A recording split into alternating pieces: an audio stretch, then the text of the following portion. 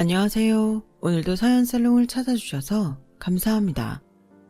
저는 50대 초반의 여성이에요. 저는 넉넉하지 못한 환경에서 자라서 고등학교 때부터 제가 돈을 벌면서 학교를 다녀야 했어요. 제 처음 일자리는 이모네 슈퍼마켓이었죠. 이모네 가게에서 물건을 정리하고 카운터를 보며 돈을 받아 문제집도 사고 샤프나 형광펜도 샀어요. 부모님이 능력이 안 되면 저라도 잘해야 한다는 생각에 저는 악착같이 공부를 했고 그 덕에 장학금을 받고 대학에 들어갈 수 있었어요. 대학 때도 제 생활은 아르바이트와 공부뿐이었어요. 그렇게 열심히 산 덕에 저는 어려운 시기에도 취직을 했고 짧은 시간에 팀장 자리까지 올라갔어요. 그리고 거래처에서 남편도 만났고요. 저도 열심히 살았지만 남편은 정말 누가 봐도 부지런하고 열심히 사는 사람이었어요. 저와 남편은 누구 도움 받지 말고 자기 힘으로 잘 살자는 마인드가 서로 통해서 계속 만나게 됐고 결혼도 하게 됐죠. 하지만 남편 집은 그래도 웬만큼 살았고 저희 집은 많이 기우는 편이어서 처음 인사하러 갔을 때부터 시부모님이 좋아하지는 않으셨어요. 시어머니는 처음 만난 저에게 대뜸 니네 집에서 우리 성훈이한테 빌붙으려고 하면 안 된다. 너도 잘 번다고 했으니까 니네 친정은 네가 책임져라. 라고 했고 남편은 바로 걱정 마요. 유준이네는 우리 형 같은 사람 없어요. 라며 말을 잘랐어요. 남편 형에 대해서는 처음 사귈 때부터 알고 있었어요. 남편이 솔직하게 털어놨거든요. 부모님이 너무 우리 큰아들 하면서 오냐오냐 키워서인지 형은 사법고시 좀 준비하다가 힘들다고 그만두고 그 다음부터는 무슨 사업한다고 했다가 빚지고 집에서 그 돈 갚고 지금까지도 계속되고 있어. 내가 벌어서 갚고 형 생활비까지 대줘야 될 때도 있었어. 난 그래서 형처럼 남한테 패기치면서 살고 싶지는 않아. 시어머니는 남편이 형 얘기를 꺼냈다며 속상해했죠. 그래도 큰아들 얘기가 안 좋게 나오는 건 싫었는지 시부모님은 더는 아무 말도 안 했어요. 저와 남편은 결혼식을 올리고 수도권에 조촐한 신혼집을 마련했어요. 그런데 신혼 초부터 아주버님이 너무 자주 오시더라고요. 처음에는 그러려니 했는데 나중에는 일주일에 사흘은 저희 집에서 묵더군요. 보다 못한 남편이 한마디 했어요. 형, 왜 자꾸 우리 집에서 먹고 자고 하는 거야? 우리 신혼인데 이건 아니지. 내가 지금 이쪽에 사업 벌려놓은 게 있어서 그래. 수익 나면 밥값 낼 테니까 걱정하지 마. 근데 너 결혼하더니 좀 변했다. 나 너 형이야. 니네 집에 좀 있었다고 이런 식으로 나오기야. 변하길 내가 뭘 변해. 결혼 전에도 형 이러는 거 싫어했어. 돈 안 줘도 되니까 좀 적당히 하라고. 라며 말다툼을 했고 저는 뭐라고 말할 수 없어서 가만히 있었어요. 그런데 다음날 회사로 시어머니 전화가 왔어요. 네가 지훈이 니네 집에 자꾸 온다고 뭐라고 했냐? 안 그러면 성훈이가 왜 지영한테 싫은 소리를 해? 네가 모르나 본데 지훈이는 우리 집안 기둥이다. 내가 얼마나 귀하게 키웠는데 네가 뭐라고 내 자식을 홀대를 해? 한 번만 더 내기에 지훈이 보고 뭐라고 했단 소리 들어와 봐. 니네 잘난 신혼집 가서 한바탕 할 테니까. 라며 저는 뭐라고 말할 틈도 안 주고 쏘아대더니 전화를 끊더군요. 저는 신혼부터 시부모님과 갈등을 겪고 싶지 않아서 남편에게 아주버님 우리 집 오는 걸로 너무 뭐라고 하지 마. 사업하는 게 어느 정도 자리 잡히면 안 오시겠지. 그런 걸로 형제간 우애 상하면 안 되잖아. 사업은 무슨 결과 나와보면 알겠지만 뭔지 몰라도 하다가 중간에 그만두지 않으면 다행이야. 라며 질렸다는 표정을 지었어요. 하긴 그동안 돈만 많이 날렸다니 그럴 수 있겠다 싶었어요. 저는 아주버님이 뭔가 하려고 노력하는 거라고 좋게 생각하려고 했죠. 그런데 정말 남편 말대로 얼마 안 가서 가성비가 나쁘다더니 생각보다 수익률이 안 좋다느니 하더니 사업에서 손을 뗀다는 거였어요. 그리고는 투자하느라 빌린 돈이 있다며 남편한테 갚아달라는 거였어요. 설마 그렇게 당당하게 요구할 줄은 저도 몰랐어요. 남편은 돈이 없다고 거절했고 다음날 시어머니가 저희 집에 찾아오셨더군요. 네가 왜 돈이 없어? 꼬박꼬박 월급 받아 사는 건 결혼 전이나 똑같은데 이제 와서 갑자기 돈 없다는 게 말이 돼? 엄마, 저 결혼했어요. 한 집안의 가장이에요. 그리고 앞으로 아이가 생겼을 때도 대비해야 되잖아요. 어떻게 통장에 한 푼 없이 살아요? 이제는 그렇게 못해요. 왜 통장에 한 푼도 없어? 니네 맞벌이잖아. 네 마누라가 지가 번 돈은 못 내놓겠다고 하니? 아니에요. 저희 생활비도 반반씩 내서 써요. 왜 아무 상관없는 유진이를 끌어들이세요? 결혼한 지 얼마나 됐다고 벌써부터 네 마누라 편만 드는 거야? 그런 거 아니면 형 돈부터 갚아. 네 형 저대로 실용불량자 만들 셈이야. 동생이 돼서 어떻게 그러냐? 내가 널 그렇게 키웠어? 라며 소리를 고래고래 지르는데 당해내지 못하겠더라고요. 저는 남편에게 형 돈을 마련해주자고 했어요. 솔직히 어머니 말씀도 일리는 있지. 형이 힘든데 동생이 모른 척할 수는 없잖아. 나도 아는데 평생 그러고 살다 보니까 이젠 화가 나서 그래. 이번이 마지막이라고 말씀드려. 이제는 정말 돈이 없다고. 그렇게 남편은 아주버님 돈을 갚았어요. 생각보다 액수가 많아서 제 적금도 하나 깨야 했죠. 제가 그때 그랬던 건 이렇게라도 하면 시댁에 인정받지 않을까? 그런 마음이 있어서였던 것 같아요. 하지만 저희 바람과 달리 시부모님은 저희한테 늘 쌀쌀 맞았어요. 시아버지는 시어머니보다 덜했지만 그래도 마찬가지였어요. 어릴 때는 아주버님이 항상 1등만 하고 대학도 좋은 데 가서 시부모님한테는 늘 착하고 자랑스러운 아들로 인식이 돼 있는 것 같았어요. 남편도 나름 잘했는데 형과 비교가 되니 늘 모자란다고 생각했나 봐요. 결혼도 저처럼 집안이 별 볼 일 없는 사람과 해서 더 실망하셨던 것 같더라고요. 그래도 내가 잘하면 되겠지라는 마음으로 시어머니가 시키는 대로 주말마다 시댁에 가서 일도 하고 손님 대접에 명절 제사상까지 정말 열심히 했어요. 그렇게 1년 반쯤 지났을 때 임신을 하게 됐어요. 남편과 친정은 축하해주면서 제 몸 걱정을 해줬지만 시부모님은 나 망가지는 애 가졌냐며 오히려 왜 이제 생겼냐는 반응이었어요. 그래도 시어머니는 사과를 사서 집에 오셨길래 웬일인가 했더니 얘, 애 가졌다고 핑계대고 게으름 부릴 생각하면 안 된다 라고만 하고 가시더군요. 너무 섭섭해서 혼자 하루 종일 울었어요. 제가 결혼해서 시댁에 할 만큼 했다고 생각했는데 여전히 냉정하게 구시니 진짜 속상하더라고요. 그리고 제가 아이를 낳을 때는 더 했어요. 병원에서 아이가 옆으로 누워있다고 제왕절개를 해야 한다고 했는데 시부모님은 끝까지 자연분만을 강요하셨어요. 이때는 시아버지까지 나서서 애들은 자연분만으로 낳아야 머리도 좋고 성격도 좋다더라. 어디서 지 좀 편하겠다고 애를 멍청이로 만들려고 하냐? 라는데 아무리 설명을 해도 통하지 않았어요.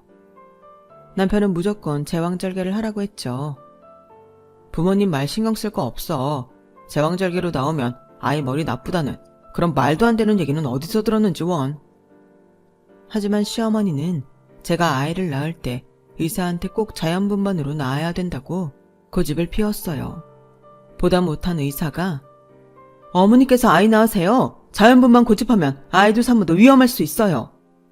라고 했지만 시어머니는 잘못해서 내 귀한 손자 얼굴에 칼자국이라도 나면 어쩌려고 그래요. 제왕절개 했다가 애가 머리가 나쁘면 선생님이 책임질 거예요. 라고 우겼고 의사는 어이없어 했어요. 결국 저는 자연분만을 먼저 시도했지만 의사의 경고대로 10시간이 지나도 아이가 나오지 않고 저와 태아가 모두 위험해지자 남편이 시어머니를 집에 보내고 제왕절개를 해달라고 했어요. 그렇게 우여곡절 끝에 저희 첫 아들이 태어났어요. 하지만 시부모님은 미역 한 줄기만 다른 사람에게 보내고 병원에 한번 찾아오지 않았어요. 그 당시 아주버님이 여자를 만나게 됐는데 그 여자가 변호사이고 집도 잘 산다고 하더군요. 제가 아이를 낳을 쯤에 아주버님은 여자를 집에 데려온다고 했고 그 바람에 시부모님은 저희는 안중에도 없었어요. 제가 아이를 낳고 이틀 후에 여자가 인사를 다녀갔다더라고요. 나중에 집으로 아이를 보러 온 시어머니는 저희 집에 있는 내내 예비 며느리 칭찬만 하셨어요. 변호사라 그런지 애가 어쩜 그렇게 세련되고 남다른지 몰라. 그래서 다들 그렇게 사짜 며느리 사위 보고 싶어 하나 봐.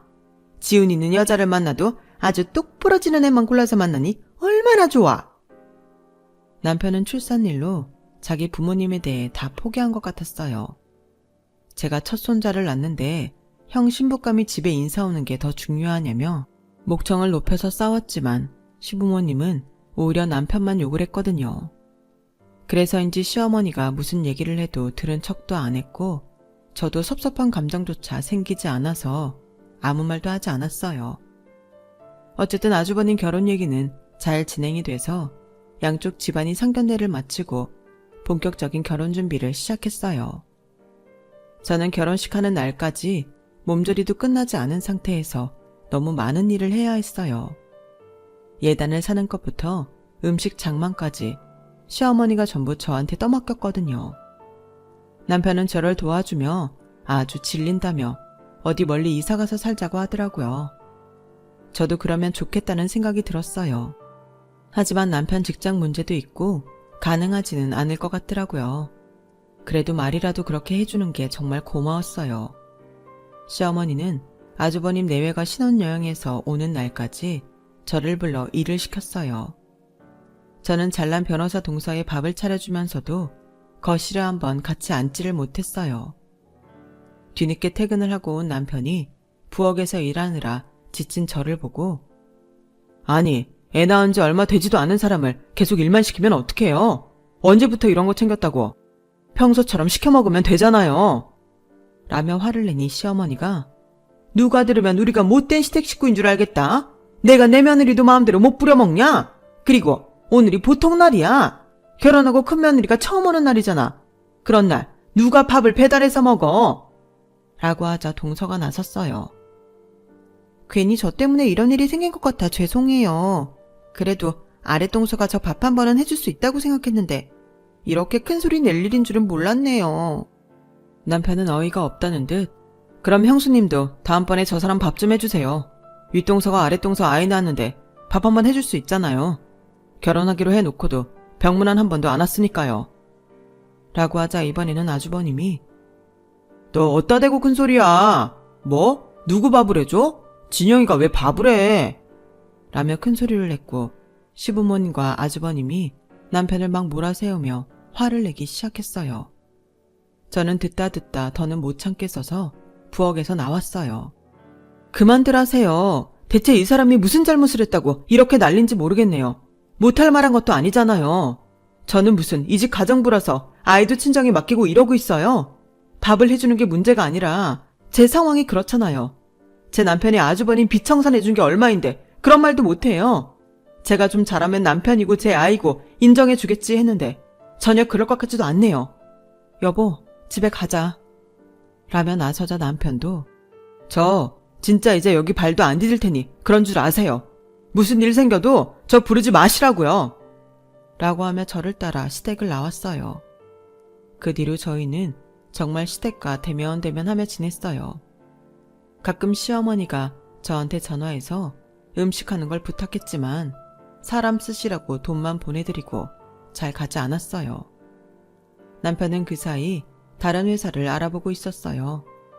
정말 자기 본가하고 아주 떨어진 데에서 살 생각인 것 같더라고요. 하지만 여러 가지 조건을 고려해야 해서 쉽게 결정에 나지는 않았어요. 그러는 사이에 윗동서가 임신을 했고 아이를 낳을 때가 됐어요. 산부인과에 입원을 했다길래 남편과 저는 태어나는 애가 무슨 죄가 있냐고 병원에 가보기로 했죠. 저희가 가니 아이는 벌써 태어나서 신생아실에 있더라고요. 시어머니는 동서 옆에 딱 붙어 앉으셔서 네 말대로 제왕절개하니 너도 고생 안 하고 아이도 편하게 잘 태어나고 정말 잘한 것 같다. 라고 했고 동서는 어머니 제왕절개도 아파요. 라는데 남편이 완전 폭발했어요. 제가 그동안은 화를 내고도 마음에 죄책감이 있었는데 이제 그런 것도 없어요. 엄마, 이 사람 애 낳을 때 어떻게 하셨어요? 의사가 제왕절개 해야 된다고 그랬는데도 엄마 아빠 다 자연분만 우겼잖아요. 그런데 형수는요. 제왕절개 하겠다고 하니까 그냥 허락해요. 어떻게 그럴 수가 있어요? 그러자 동서가 어이없는 얼굴로 아니 서방님, 아이는 제가 낳는 건데 무슨 허락을 받아요? 라고 했고 시어머니는 옆에서 얘랑 네 마누라랑 같니? 어떻게 비교를 해도 그렇게 해? 얘는 변호사야 변호사. 엄마가 변호사인데 애가 어떻게 태어나도 똑똑하지? 남편은 제 손목을 잡고 돌아섰어요. 내가 잘못 생각했어. 진짜 다시는 오지 말자. 정말 2번 다시 보고 살지 말자. 저도 억울하고 속이 상했지만 남편의 어금니를 꽉 깨물며 눈시울을 붉히는데 남편도 너무 불쌍했어요. 그러더니 남편은 정말 얼마 안 돼서 회사를 옮겼고 아예 해외 파견 신청을 냈어요. 들어간 지 얼마 안 된 회사라서 해외 근무가 안 될 줄 알았는데 남편의 그 전 회사 실적들이 인정을 받아서 저희 가족은 서유럽으로 가게 됐어요. 남편은 아주 작정을 했는지 시댁 아무에게도 우리가 떠나는 걸 알리지 않았어요. 저희 가족은 외국에서 살면서 처음으로 마음 편하고 여유 있는 생활을 하게 됐어요. 저는 2년 후 그곳에서 둘째 딸을 낳았어요. 아들은 현지 유치원을 보냈는데 아이들과 곧잘 어울렸어요. 저는 둘째가 조금 큰 다음 정식 요리 스쿨을 다니면서 자격증을 땄어요. 틈틈이 집에서 현지 언어 공부를 하고 언어 자격 시험을 봤던 게 많은 도움이 됐어요. 남편은 한국에 들어가지 않고 또 다른 나라로 가자고 했고 저는 원하는 대로 하라고 했어요. 남편도 집에서 부모에게 강요받던 생활에서 풀려나니 자유로운 게 눈에 보였거든요. 그렇게 저희는 적지 않은 시간을 해외에서 보냈어요. 한국에 와서 저희는 수도권 외곽에 살게 됐고 친정과는 왕래를 했지만 시댁과는 아무 연락을 하지 않고 지냈어요. 가끔씩 저라도 다시 연락을 해야 되는 거 아닌가 했다가도 아이를 출산할 때 겪은 일이 떠오르면 몸서리가 쳐져서 그만뒀어요. 저는 외국에서 같이 요리 공부를 한 사람과 파스타 가게를 열었어요. 레스토랑은 젊은 사람들 입소문을 타면서 잘 되기 시작했고 아들은 미국에 있는 좋은 대학 법학과에 합격을 하게 됐어요. 남편 회사의 법무팀에 있는 국제 변호사가 특별히 잘 봐줘서 미국 대학에 추천서를 써줬거든요. 딸도 공부를 잘했는데 한국에 있는 대학을 가겠다고 했어요. 아들이 미국에 나갈 준비를 하느라 바쁜 어느 날 딸이 학교에 와서 그러더라고요. 엄마, 우리 모르는 친척 있어? 학교에서 어떤 애가 나보고 자기 사촌이래. 저는 가슴이 철렁했어요. 그래? 아빠 형이 있으니까 그럴 수도 있는데 걔는 그걸 어떻게 알았대? 오빠가 이번에 미국 대학도 붙고 학교에서 유명해졌잖아. 내가 오빠 동생인 거 알고 와서 말해주는 거라던데? 근데 걔가 진짜 사촌이면 나는 좀 별론데? 라더니 더 이상 말을 안 하더군요. 저는 혹시 시댁에서 알게 됐나 불안했는데 아닌 게 아니라 시어머니가 어떻게 저희 가게를 알고 찾아왔더라고요. 시어머니는 그새 많이 늙었어도 저를 무시하는 눈빛은 여전했어요. 시댁이랑 형은 어떻게 사는지 나 몰라라 하고 니네끼리 이러고 사니까 좋냐? 너 다른 날 나랑 좀 만나자. 상훈이한테는 말하지 말고.